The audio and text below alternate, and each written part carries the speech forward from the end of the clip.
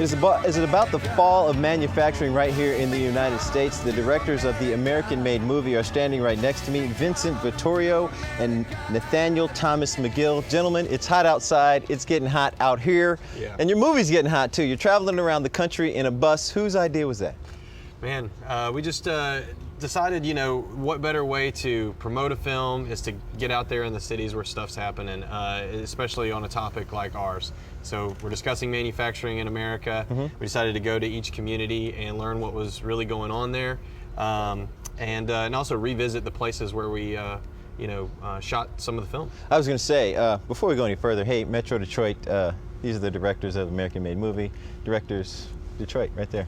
#1 morning show. There, you got him right there, man. Nice. All right. Nice. All right. All right. So we know what happened here in Detroit. It's part of American history, the decline of manufacturing. A lot of the automakers started making their products in other countries.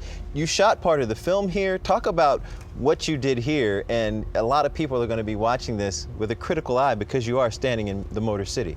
How did you approach our part of the film?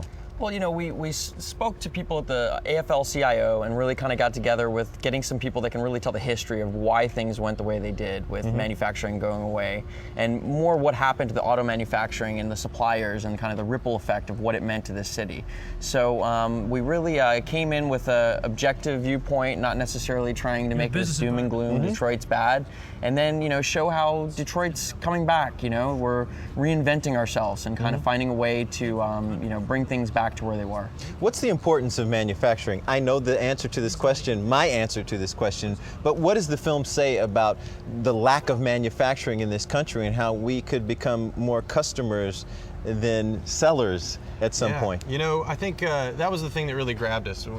Inside of the film, when we were looking at this topic and originally walking into it, my family came out of manufacturing, but I hadn't thought about it in a while. And I think that's kind of what happened across the last few decades. You know, we started to think less and less about it.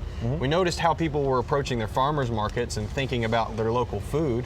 The organic brand, that was becoming sections of grocery stores. And so we said, what happened to the Made in the USA label? And what part do we play as consumers in manufacturing? And so the film really focuses on this relationship that we all have to the products that we buy and the things that are made here in the United States. Because not even looking at manufacturing in the larger sense, you got to look at that local community. If there's something that's grown specific to the state of Michigan or in Detroit, that people should be supporting that by that's what they purchase in their community. Can that make that big of a difference? Because people say, okay, the auto companies, even the foreign automakers, are bringing plants to this country, which brings jobs to this country, and that's what we're talking about. So does it really make that big of a difference for me to go and instead of buying some orange from South America to buy an orange from Florida? You know, it's like if I put up a lemonade stand and you put up a lemonade stand, we both care about where people buy their lemonade. And at the end of the day, you know, something that we do discuss in the film is what does it mean when a foreign brand comes to the United States and sets up a plant here?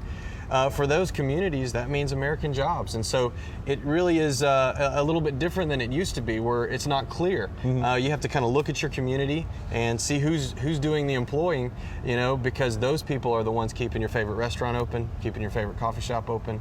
And it's something that we can all be aware of. All right, where can people see the film? Absolutely. It'll be tonight at 5 o'clock at, I guess, 600 Lafayette, the AFL-CIO building, and the admission is free, open to the public, so we want to invite you. Yes. Yeah, Oh, free. people like free, baby. Oh, people like free. And then the national theatrical release is August 30th. Very nice, very nice. And my final question, and probably the most important question, how has the friendship lasted, even though you guys are touring around on a bus together? Are you guys good? It's been good. It's been good. We got a good team, and we all have the same vision, and we're glad to be in Detroit. I should ask those dudes that. Look at that. Those dudes right there. They'll tell me the truth. Everybody still good on that bus?